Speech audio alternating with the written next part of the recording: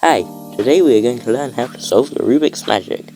It was invented in 1974 by Rubik. It is really fun to solve and to show to other people. We should start with 3 unconnected rings like this that are all separate.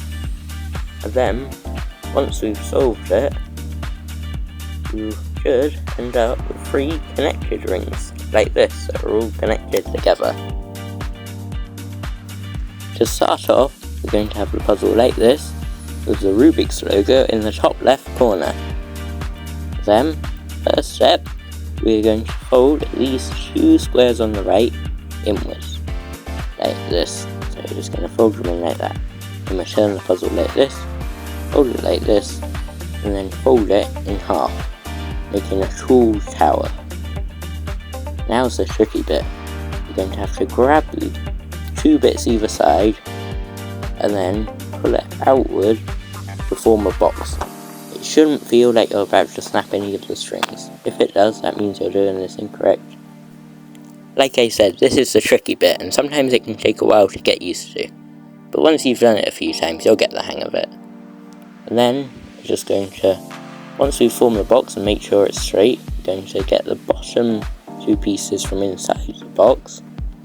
Once we've made sure it's completely straight, we're going to push it up from the back, and then basically just pull it all the way up, over, and through, all the way round to behind, so on the back.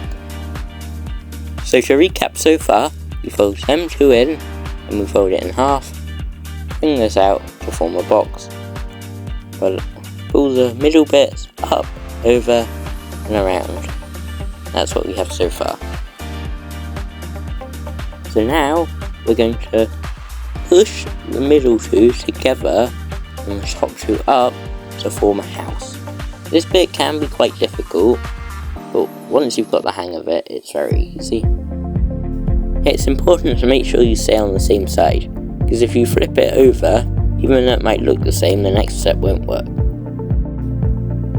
So now, we're going to push down at the front, and then pull up from the back to form sort of sofa shape. The next step is to pull the bottom of the sofa up and toward, like this.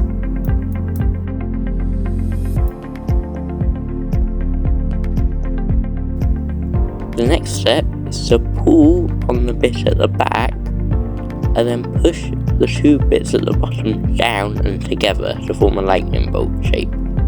This bit can be a bit confusing, so I'll show you again. So you just pull the back of the sofa and push down on the bottom and then close it together to form a lightning bolt shape.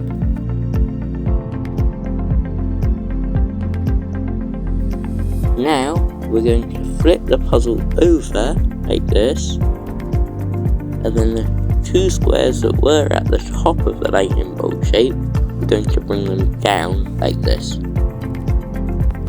Then we're going to pick this square in the middle up and flip it over like this. Then we're going to flip these 3 squares over, flip the whole puzzle over, and congratulations, you have mastered the Rubik's magic. To return the puzzle to its original state, you do exactly the same but in reverse. You flip it over, fold the bottom 3 up, 1 across, and them 2 up. And now we're going to try and get it into a sofa by pulling these bits apart, like this. Then we're going to push these 2 bits down, and then push it up and together to make the house. And we're going to bring it out into the box shape, lift the back up, over the top, and then through, then down, close it together, open it up, and flip these 2 bits over. And that's how you get it back. The most common problem when solving the Rubik's magic is that it's scrambled up to start with, and not in the original 3 rings shape. So what we want to do is try and get it into a 2x4 shape, or the V shape that we end in when we're solving it. So basically just fiddle around until you can get one of these shapes. There's no trick for this, it's just messing around until you can get it.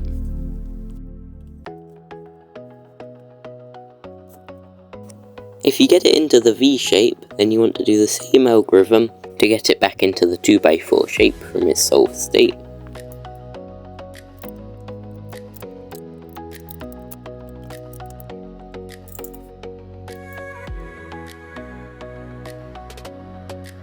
Now, there's 3 different things that we can do. First one is folding it in half to make a loop, bringing the loop over by 1 and unfolding this. Like this.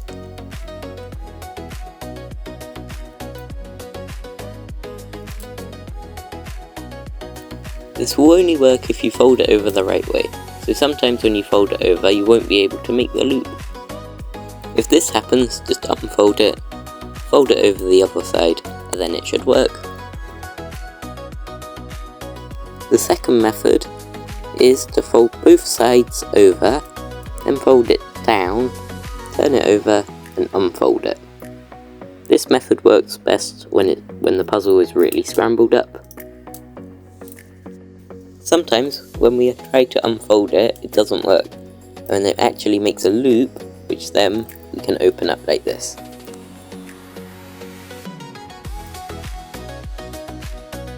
The final method is to fold both sides in, then fold it in half, then bring 2 from the right side down and 2 from the left side up, and then unfold it. This method also works well if the puzzle is very scrambled. If you have a play around just doing these 3 methods, repeating them in different orders and different ways, then eventually the puzzle should solve. This can take a long time sometimes, but keep on going, it will eventually solve.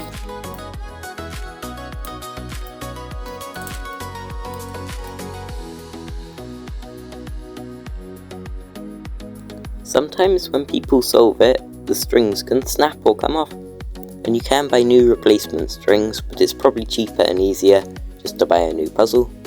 I am not held responsible if anyone breaks their Rubik's Magics when trying to follow along with this video. Eventually, with enough practice, you can use this method and get really fast at solving the Rubik's Magic.